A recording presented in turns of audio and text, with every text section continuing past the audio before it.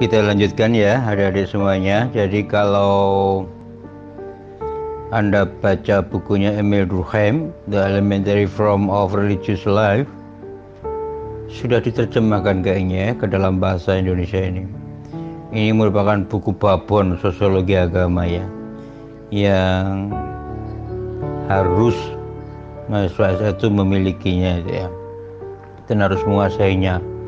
Kalau tidak, bagi saya itu belum bisa memenuhi syarat sebagai sarjana sosiologi agama. Karena Emil Durkheim juga termasuk salah satu tokoh pendiri sosiologi agama. Hanya dia menganut paham positivisme yang saya kira untuk di lingkungan Usuluddin agak tidak lazim begitu ya. Karena pandangan-pandangan positivismenya bertentangan dengan tradisi Usuluddin yang lebih kepada fenomenologis lah, lebih kepada pengetahuan-pengetahuan interpretatif gitu ya. Jadi Emil Durkheim ini memang ilmuwan Prancis yang ngajar di Sorbonne juga ya, di mana Ali Syariati juga yang penggerak revolusi Islam Iran itu juga kuliah di sana, Sorbonne University ini. Pada masa kolonial, ketika bangsa Barat melakukan penjajahan di seluruh dunia, termasuk dunia Islam ini, Emil Durkheim ini melakukan penelitian di Australia, di suku Aborigin yang lebih dekat ke kebudayaan Jawa sebenarnya, suku Aborigin ini ya, yang ia temukan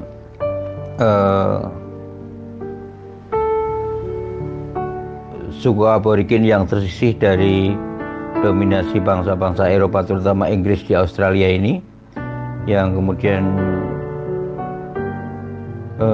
menemukan kelompok masyarakat yang ia sebutnya primitif dalam arti tanda kutip itu ya.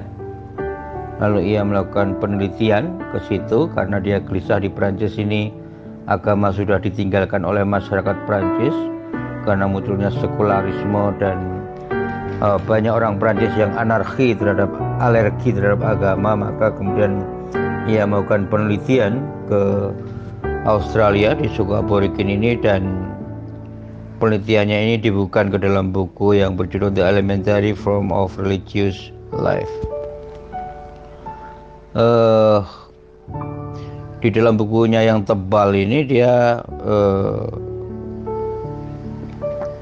menemukan sebuah teori bahwa agama ini sebenarnya perekat masyarakat karena dibentuk oleh masyarakat gitu ya. Jadi masyarakat itu yang membentuk agama, bukan agama yang membentuk masyarakat. Jadi dia agak berseberangan dengan Islam ya. Di situ teorinya yang kemudian kenapa masyarakat membutuhkan agama, karena masyarakat ingin hidup berkelompok berdasarkan agama ini. Makanya agama punya dimensi sebagai perekat sosial dari suatu masyarakat ini. Nah, di dalam penelitian ini, elemen-elemen dasar kehidupan keagamaan ini di dalam masyarakat primitif ini, ia menemukan yang pertama bahwa masyarakat apapun, baik yang primitif maupun modern, itu selalu membutuhkan agama. Jadi masyarakat yang modern pun sebenarnya juga membutuhkan agama sebagaimana masyarakat primitif. Jadi dia agak merevisi pandangannya Comte ya, Auguste Comte, gurunya itu ya. Jadi sekalipun masyarakat itu sudah modern, sudah ilmiah, ia tetap membutuhkan agama. Karena agama adalah kekuatan sakral yang hidup di dalam hati masyarakat itu, gitu ya. Lalu kedua, ia mendefinisikan agama itu sebagai sistem kepercayaan yang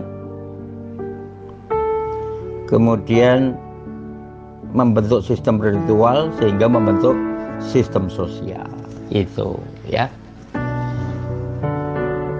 Lalu yang ketiga adalah bahwa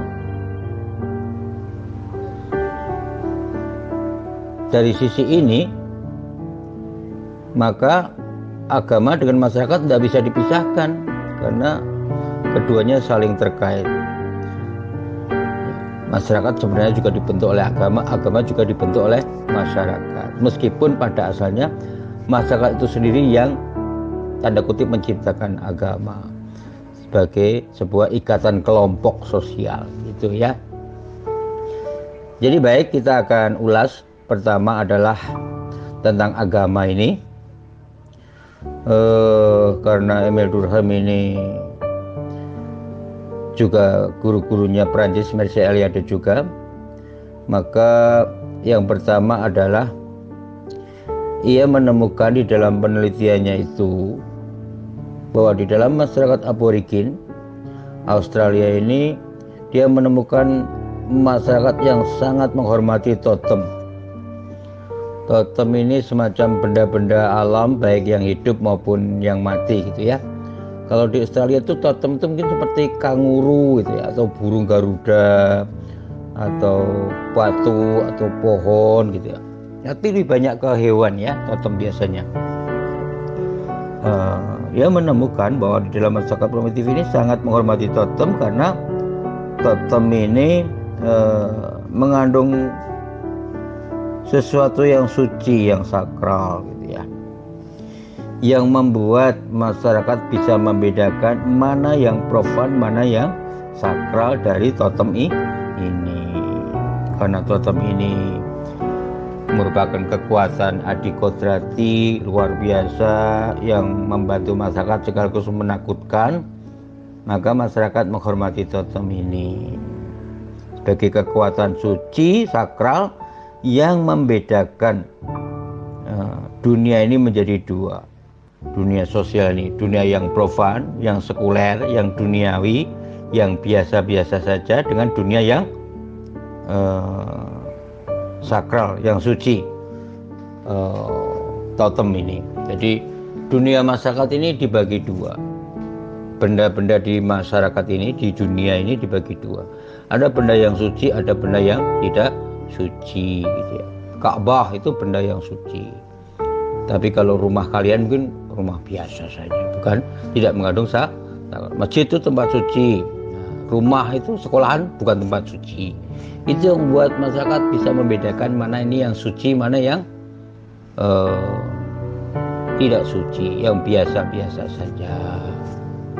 Nabi itu orang suci, nah kita ini orang biasa saja.